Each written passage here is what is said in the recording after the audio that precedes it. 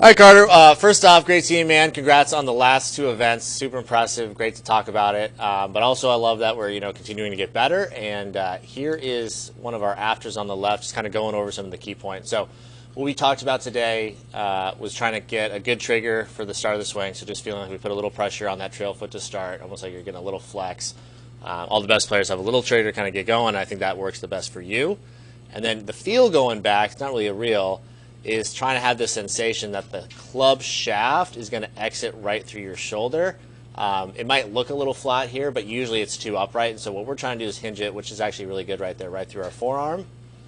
And then as we get to this position here, have the club be kind of parallel, or even a little more vertical is fine, but parallel to the plane line. That also gets our wrist in a really good position. I think sometimes when you get too upright, the wrist gets cupped, and that can lead to a little bit more face rotation through the ball. So overall, awesome at the top. Love where we're at there. Great wrist condition. Looks really good.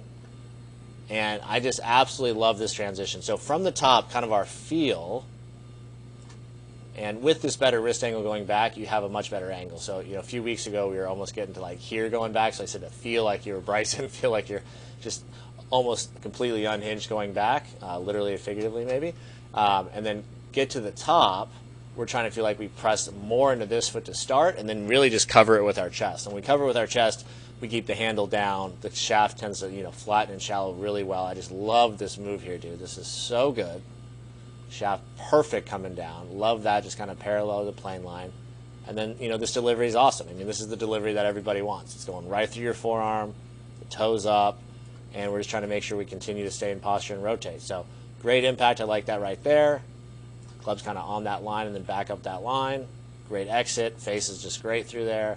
Not excessively rotated or open. And nice finish. So love that there. And then from this side, you can really see that kind of like early pressure shift forward. Rotating. Great delivery right there. Definitely going to improve the attack angle when you're there. And great coming through. Driver-wise, it was pretty similar.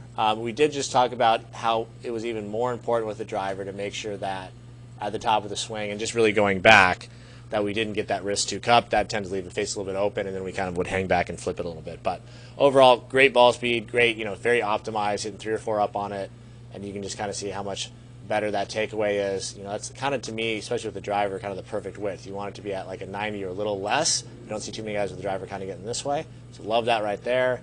Huge full turn, nothing that's new for you.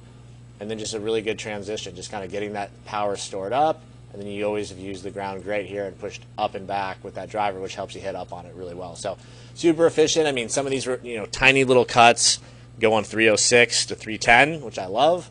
Not even kind of maxing out. So great job with that. So just kind of work the wrist going back the most with the driver. Everything else, just kind of keep working that sequence, pressing to the right, good backswing, and then pressing more to the left and covering with that chest. And really for you, it's always been feeling like from the top of the swing that the chest is what's moving your arm at first versus the arms moving independently, and that's when you tend to hit it the best. So great job. Thanks for coming in as always, buddy.